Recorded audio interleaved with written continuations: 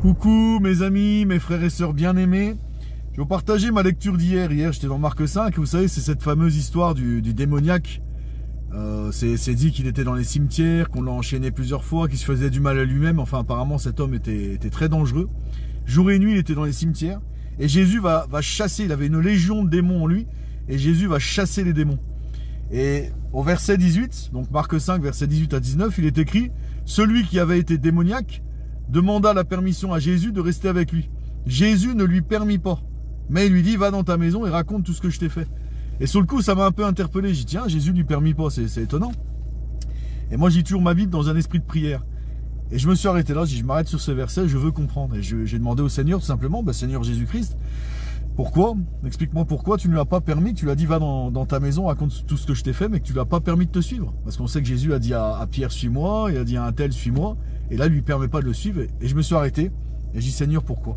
Et j'ai une pensée qui est venue dans mon cœur en réponse. Et là, ça m'a montré vraiment que Jésus est pour la famille. En fait, cet homme, on voit, il était jour et nuit dans les cimetières. Ça veut dire que sa famille a été privée de lui pendant des années, des années, des années. Lui-même était tout seul dans les cimetières. Et Jésus, qui aime la famille, lui dit, mais va dans ta maison, raconte-leur tout ce que je t'ai fait. En gros, va évangéliser ta maison. Va évangéliser ta femme, tes enfants, tes frères et sœurs, tes parents peut-être. Mais il dit, va dans ta maison, raconte tout ce que je t'ai fait. Il voulait le ramener à sa famille qui avait été privée de lui pendant des années. Au moment où il est libéré des démons, eh bien, il va retourner dans sa famille. Et ils vont se réjouir ensemble.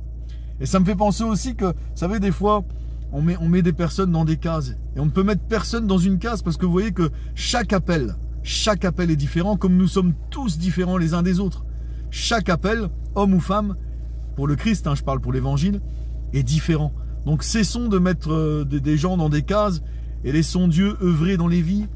Voilà, il y a ce fameux verset que j'aime beaucoup, c'est dans Psaume, alors j'ai plus la référence exacte, mais qui dit « Heureux celui qui se confie en l'Éternel, il trouve dans son cœur des chemins tout tracés. » Qu'est-ce qu'un homme pour dire non, c'est pas Dieu qui t'appelle?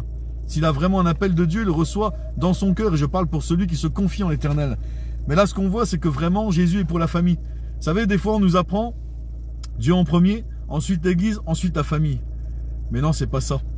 Dieu en premier, ensuite la famille, ensuite l'Église. Parce que celui, nous dit la Bible, qui ne prend pas soin de sa famille, des membres de sa famille, est pire qu'un infidèle. Celui qui ne prend pas soin de sa famille est pire qu'un infidèle. Et combien d'hommes, des fois, se sont donnés à fond pour l'évangile, ont couru partout, et ont négligé leurs femmes et leurs enfants, et leurs femmes sont tombées en dépression, et ils n'ont pas vu grandir leurs enfants. Est-ce que vous croyez que notre grand Dieu plein d'amour, c'est ça qu'il veut? Non. Dieu en premier, ensuite la famille, ensuite l'Église. Ne pas négliger sa femme ou son mari, ne pas négliger ses enfants. C'est pas ce que Dieu nous demande. Prenons soin de notre famille, prenons soin de l'Église de Dieu. Dieu, la famille, l'Église. Et vous voyez, c'est magnifique quand il dit à cet homme, va dans ta maison et raconte tout ce que je t'ai fait.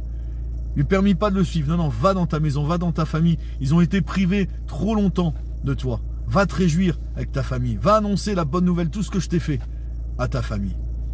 Et voilà. Et n'oublions pas, ne mettons personne dans une case. Chaque appel est différent. Alléluia, amen. Voilà, je voulais vous le partager ça. Voilà, j'ai eu ça hier soir sur mon cœur. Et je voulais vous le partager, frères et sœurs bien-aimés. Je vous souhaite une bonne journée dans le Seigneur. Soyez bénis. À bientôt.